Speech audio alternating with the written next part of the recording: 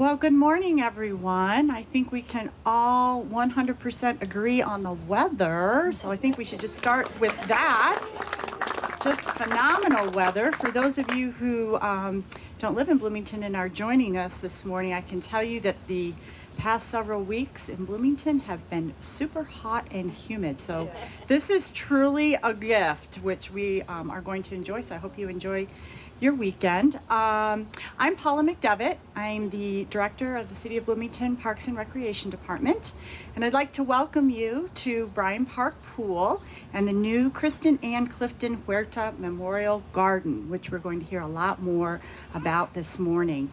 And before we get started, you've all received a program, and if you didn't get a program, our staff will circulate and give you one, but I want to draw your attention to the front part of the card and the illustration, because this is really after talking to Michael and his vision. Joanna Sparks, our city landscaper, this is what she does, and this is her vision, and we fine-tuned it with Michael, so we really wanted to incorporate it in the invitation somehow as a keepsake, but it really is how this all began.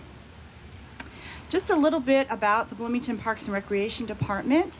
We manage about 2,274 acres of properties across Bloomington, which include 40 park sites, a golf course, an ice arena, 2 community pools, one which you are standing outside of, 3 community centers, several natural properties, tennis courts, basketball courts, and over 30 miles of trails. The department is proud, and we professionally provide our community with lots of opportunities to be physically active, to have fun, to ride bikes, to hike, to explore, to discover, or maybe just sit and enjoy nature. In addition to all the programs and services we provide, the department is also responsible for 220,000 square feet of landscaping space. And this task, as I mentioned, is overseen by Joanna Sparks, our city landscaper. And unfortunately, Joanna could not be here today, but she and her crew worked several months to bring this garden to life. We are so honored and grateful that Michael Huerta, Kristin's husband, has chosen one of our parks to create a beautiful, peaceful garden to honor his wife, Kristin. Michael has worked side by side with our staff, our foundation members, to make his vision for the garden a reality. So after many months of planning and preparation, we are thrilled to be here today to celebrate Kristin and officially open the garden. The garden, we know, will be enjoyed by so many people as they visit this park or enter the pool or maybe just walk by on their way to a ball field. It's also a very nice place just to sit and enjoy the benefits of just being, to sit and be still and pause. Now I'd like to read a statement that Michael has asked me to share with you all this morning. On behalf of Michael, I'd like to thank the City of Bloomington, Mayor John Hamilton, Deputy Mayor Mick Reneisen, the Bloomington Parks and Recreation Department, Paula McDevitt, Director, Dave Williams, Operations and Development Director, City Landscaper Joanna Sparks, and her crew of many, Tim, Alex, John, another Alex, Scott, Dennis, Zach, Sean, and Natalie. The Board of Park Commissioners, Kathleen Mills, President, and the Bloomington Parks Foundation, Debbie Lemon, President. And Vince Taylor, attorney at law. When Kristin passed, I knew that I wanted to find a place to display her collection of daylilies, hostas, rocks, and lawn art. I spoke with Vince, who suggested that I approach the city with that idea. I then talked to Dave, who was eager to look into the thought. Dave then arranged a meeting with Travis Venzel from the Parks Foundation. We agreed that a new garden would be established next to the entrance of Bryan Park Pool using Kristin's flowers from our house. Joanna and her crew made multiple trips to our house and transplanted the flowers, the rocks, and lawn art to the new garden. She and her crew deserve an enormous amount of thanks for the care that they took to help make this idea a reality. I hope that everyone enjoys Kristin's flowers for years to come. Thank you for coming today. Thank you, Michael.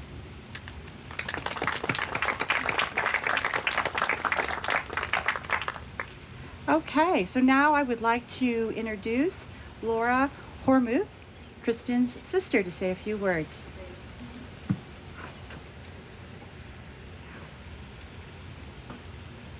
Well, hello everybody. I just want to welcome everybody here today and thank you all for being here.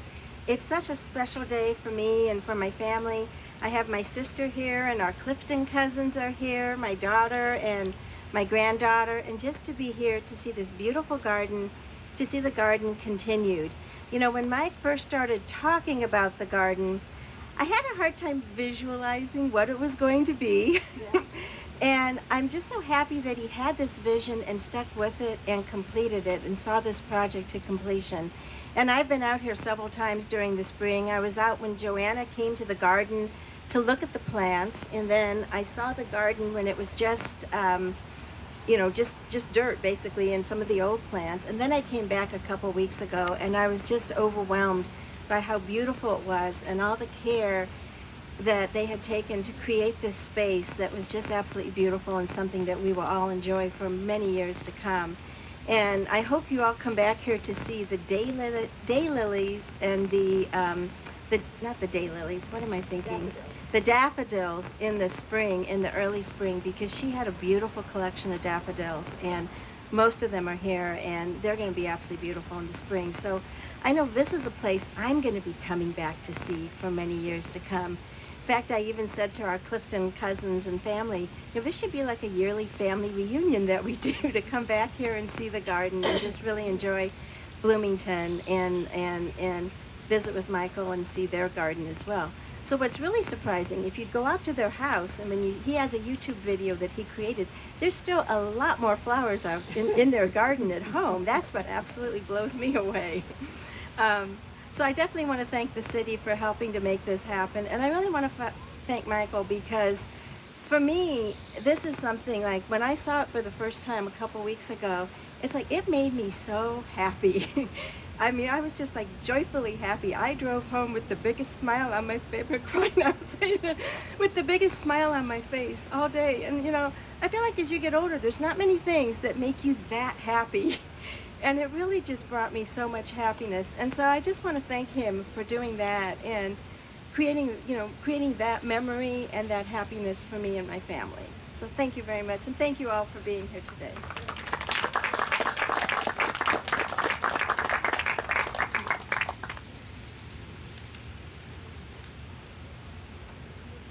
Hello, good morning. I'm Kathleen Mills. I'm the president of the Board of Parks Commissioners. And unfortunately, I never knew Kristin, but I was able to look at some of her YouTube videos that she and Michael put together about gardening. And I felt an instant kinship with her watching some of those videos. I'm not really a gardener myself, but I nodded knowingly over and over again as Kristin would comment on the videos. Oh, look, a few daylilies have survived the deer. Or I used to do impatiens in these pots, but the deer ate them. You can see from the videos and from this small portion of Kristin's garden here how much she really relished tending to a wide variety of plants and flowers. I understand that Kristin and Michael used to happily eat blueberries, cucumbers, green beans, spinach, and much more almost daily from her garden in the summer. And I have also heard about her creative Halloween pumpkin designs that were legendary at the IU office of the registrar, where she worked for many years. And I don't know if she grew those pumpkins herself or just the designs. Okay. As well, comments from neighbors and friends on the Allen Funeral Home memory page for Kristin also revealed that she was generous with her knowledge of plants and always happy to help out a fellow gardener. It's hard to believe that this is just a small portion of Kristin's impressive and multifaceted garden. But what a lovely corner it is. As several people have already mentioned, Parks Department landscaper Joanna Sparks very thoughtfully arranged these plants. It's a perfect nook for a living memorial to Kristin. Already, since the garden has come in, I have stood in line for entry to the Bryan Park pool, listening to other pool patrons comment on the flowers and delight at spotting the little statues, which you can see if you get back in there a bit. The bench, as well, is perfectly situated among the trees to provide shade and, as Paula said, a spot for reflection. The Nelson and Huerta families' generous donation of both this garden and a financial contribution will allow the Parks Department to fund and maintain garden projects in other parks properties, thus sharing throughout the city something that I can tell Kristin truly loved. Like cooks sharing recipes, gardeners usually love to pass along cuttings of plants and tips for how to maximize garden growth. How fitting then that Kristin's love of tending to these plants can be shared with all those who visit Bryan Park. I hope every park visitor who comes to swim at the pool or play softball or walk on the trail will take a moment to reflect on this poignant legacy left by Kristin Huerta and her family. Thank you. And next, I'd like to welcome up Debbie Lemon, the president of the Bloomington Parks Foundation. Thank you, Kathleen. And thanks for everyone to be here today. What a wonderful group of people, and it's just so wonderful to have Kristin's family here. I appreciate the fact that Kristin not only brought us beautiful plants, but perfect weather. So we will give hats off to her for making this such a lovely day. The Parks Foundation is very grateful to Michael. Michael worked a long time in making this decision. He worked very closely with my colleague Travis Vinsel in putting together a truly lifelong legacy of Kristin's by not just these beautiful plants and all the love and care that came with it, but a generous gift that will benefit all of our parks for a very long period of time. And the family has put together also a legacy by encouraging others to donate to the Kristin and Huerta Parks Beautification Program. And then we're putting that together on our website as we speak, thanks to Julie Ramey over there. So very soon you'll be able to go online and add to Kristin's legacy. So we are so grateful that you have piqued people's interest in continuing her legacy through a donation. The Parks Foundation has been around for over 50 years, and we're kind of the conduit for just gifts such as Michael's and Kristin's and other gifts. A couple of weeks ago, one of our previous board members, Don Martin, his family gave a gift that gave us new exercise equipment, a fitness station down at Winslow Park. So gifts like that over the years have made our parks the award-winning programs that they are. I mean, literally national award-winning programs. So through the foundation and folks like you, we've been able to make the Bloomington's Park and Recreation Department one of the best in the country. So we thank you so much for being here today, for your gift, and for Kristin. Every day that people walk by, they'll think of her and they'll think of Michael's wonderful, generous gift to the community. Thank you very much.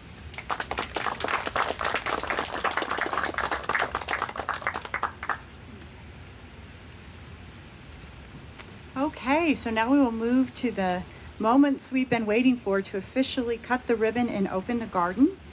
And in a few minutes after we've cut the ribbon, I would like to invite you to walk through the garden. And as you enter, look around. Perhaps sit on the bench, look at the crabapple trees, wander down the pathway. You can look right and look left and see hostas, ferns, and daylilies. A truly peaceful place in our little corner of the community. I'm sure you'll find that Kristin's flowers and her love for her garden is present all around you in this very, very special place. So again, thank you for coming, and I'd like to invite you to move over to our ribbon cutting in the entrance of the garden. And when we get all set up, we will officially cut the ribbon. Oh, one more very important detail. Thank you, Michael. Lunch, of course. Kristin's family would like to invite you all to lunch at 11:30 at D'Angelo's. The address is on the card. So again, if you didn't pick one of these up, please see our staff members at the entrance and they will give you one. But they really like to have everyone join them for lunch. Thank you. Thanks, Michael. Okay.